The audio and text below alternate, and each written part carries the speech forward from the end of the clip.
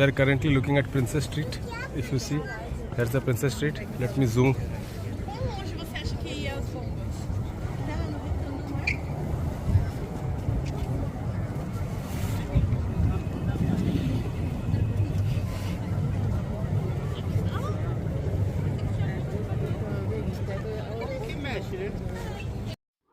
मैं आपको थोड़ा एडिनबरा कैसल के बारे में बता देता हूँ कि यहाँ का एंट्री प्राइस क्या है, वहाँ पे आप जाके क्या क्या कर सकते हैं and what are the activities you can do, क्या क्या देख सकते हैं।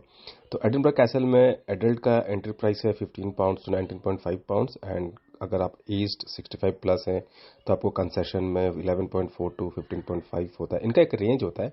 रेंज इसलिए होता है कि अगर आप वीकडे जा रहे हैं, वीकेंड जा रहे हैं, कोई छुट्टी के दिन जा रहे हैं, कोई बैंक हॉलीडेज पे जा रहे हैं, तो उनका प्राइसेस थोड़ा हायर रहता है। ये ऑलवेज रिकमेंडेबल है that you book your tickets in advance before going to Edinburgh Castle. अगर आप टिकट एडवांस में नहीं लिए हैं, there is no guarantee that they will offer a ticket जहां पे आप जाके बोले मुझे ऑन द स्पॉट टिकट्स चाहिए।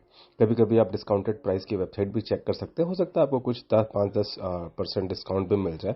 सो always try to get that in advance. जैसे जैसे हम आगे बढ़ेंगे मैं आपको नई नई चीज़ें बताऊंगा कि एडिनबरा कैसल में क्या क्या है।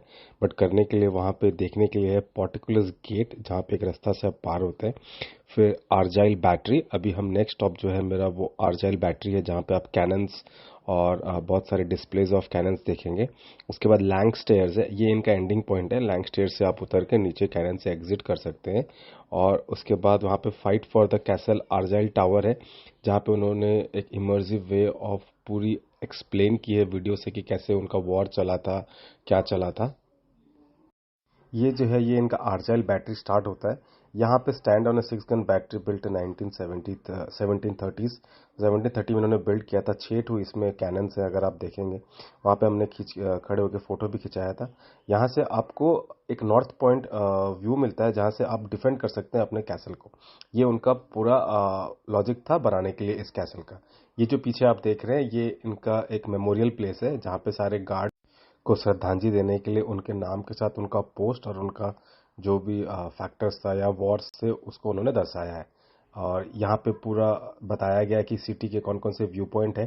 तो इस व्यू पॉइंट से आप अपनी सिटी को देख सकते हैं। ये यहाँ से आप अभी जो देख रहे हैं ये आप प्रिंसेस स्ट्रीट देख रहे हैं, और यहाँ से आपको बहुत लंबा व्यू मिलता है, ताकि अगर कोई आपके ऊपर अटैक भी करे तो आपको दिख जाए कि कहाँ पे कोई छुपा हुआ है, इसीलिए। बट अब तो शहर बन चुका है, सो लोग यहाँ खड़े होकर सेल्फी खींचते हैं, फोटो खींचते हैं। बट अब इसमें वॉर का जरूरत नहीं है, because there is no such situation of the war.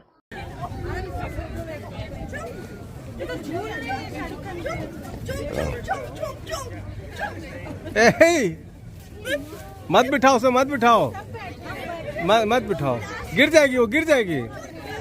ले लिया। हाँ सन्नू,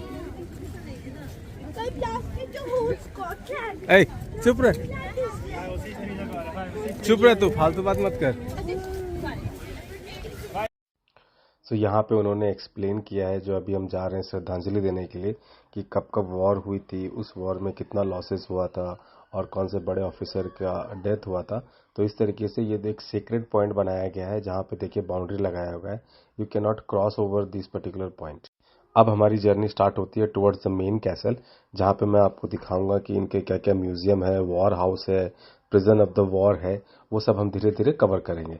अब हम धीरे धीरे ऊपर चढ़ रहे हैं, थोड़ी सी चढ़ाई है, तो अभी हम ऊपर जाके स्कॉट मेमोरियल या उनके जो वॉर मेमोरियल है उसके अंदर स्कॉटलैंड के जो आर्म्स एम्यूनिशंस है वो सब रखे होंगे। यहाँ म्यूजियम भी है, हम एक एक करके सब जगह जा सकते हैं। पहले ये इधर चलते हैं। ये इनका रेजिमेंटल म्यूजियम है, जो एक सीढ़ी के ऊपर बनाया गया है। तो हम सीढ़ी से अभी ऊपर जाएंगे, जो ऑलमोस्ट लाइक 20-25 स्टेप्स है। काफ़ी सकरी है ये सीढ़ी, तो बहुत केयरफुली चढ़ना पड़ता है। जब हम ऊपर जाते हैं तो हमें क्या मिलता है कि इनके जितने भी वॉर्स हुए थे अभी तक स्कॉटलैंड में, उन सारे वॉर्स के डिपिक्शन या पिक्चर्स या इमेजेस या उस वॉर की हिस्ट्री या उस वॉर से रिलेटेड जो भी डिटेल्स हैं वो डाली गई हैं। जैसे इन्होंने वॉर कैसे लड़ी, या फिर वो वॉर कब जीते, क्या क्या पॉइंट था, उसके मिनिएचर्स, या फिर उसके रिलेटेड जितने भी ड्रेसेस या वॉर रिलेटेड आर्मरीज, वेपन्स, वो सब रखा हुआ है। उसमें किसनों ने अवार्ड मिला, क्या क्या टैंक्स और वेपन्स यूज किए गए, वो सब इस पर्टिकुलर साइट के अंदर या म्यूजियम के अंदर थे। तो इसमें अगर मैं आपको डिटेल्स भी समझाऊंगा तो हमारी हिस्ट्री तो है नहीं जो हमें ये हिस्ट्री याद रहेगी कि राजा अकबर या बाबर या फिर हमारी जो हिस्ट्री है रामायण महाभारत उससे रिलेटेड नहीं है, तो हमें इतना तो पता नहीं चलेगा। बट हाँ, जब कभी भी आप जाएं तो आपको देखने में काफी मजा आएगा कि वो किस तरीके से वेपन्स यूज करते थे, किस किस तरीके का वेपन यूज करते थे, क्या उनके ड्रेस कोड्स होते थे, कौन सी वेपन लड़ाई उन्होंने कब जीती थी, कब उनकी लड़ाई में कौन शहीद हुआ था, वो सारा डिटेल्स वो इसमें प्रिजर्व करके रखते हैं। तो इस तरीके से ये एक ऐसा जगह है जहाँ पे वो सारी डिटेल्स को बारीकियों के साथ मेंटेन करके रखते हैं, प्रिजर्व करते हैं। अगर उसके कुछ रेमिनेट्स या कुछ भी बची हुई चीजें हैं उसको वो अंदर सजा के रखते हैं ताकि ये इनकी एक धरोहर, एक परंपरा बन जाए।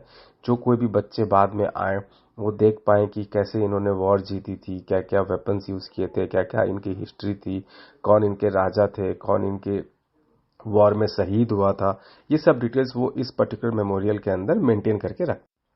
जैसे जैसे आप आगे जाएंगे आपको दिखेगा कि क्या हिस्ट्री थी, क्या ज्योग्राफी थी, किस लोकेशन पे वॉर लड़ी गई थी, क्या इन्होंने दूरबीन यूज किया था, कैसे कपड़े पहने थे। अब इसमें आप देखिए वो देख रहा है कि विलेज कैसा था, वो कहाँ पे खड़े होके अपने दुश्मनों को वॉच कर रहा है, कैसे ये कपड़े पहनते थे, क्या उनकी तलवार थी। ये सब वो लिख के रखते हैं और उसके बाद डिटेल्स भी बना के रखते हैं। फिर आप जब आगे जाएंगे तो आपको उनके मेडल्स, उनके अवार्ड्स, उनके नॉमिनेशंस और किस किस बंदों ने, किस किस राजाओं ने, किस किस सिपाही ने क्या क्या अवार्ड जीते थे, वो भी यहाँ पे ये सजा के रखे हैं। तो ये सब जो आदमी चले जाते हैं वॉर के बाद, उनकी जितनी भी हिस्ट्री है वो यहाँ पे वो मेंटेन करते हैं ताकि उनको एक रिमेम्बरेंस दिया जाए कि जब कभी भी कोई आए तो देखे कि हाँ, ये जो पर्टिकुलर लड़ाई हुई थी उसमें कौन शहीद हुआ था, उसको किस तरीके से याद रखा जाए। ये इनकी एक छोटी सी कोशिश है कि वॉर की रिलेटेड जितनी भी हिस्ट्री है उसको मेंटेन करके रखें ताकि जो आगे की जनता है, जो आगे के नए यंग जनरेशन है, उनको पता चले, ये उनकी हिस्ट्री में, उनके पढ़ाइयों में हो, ताकि ये अपने आने वाले पीढ़ी को ये एजुकेट कर पाए कि कैसे वॉर लड़ी गई थी, किस वॉर में कौन शहीद हुआ था, जैसे हमारी हिस्ट्री में था। तो इस तरीके से ये भी यहाँ पे मेंटेन करते होंगे, बुक्स में रखते होंगे, स्टडी बुक्स में रखते होंगे।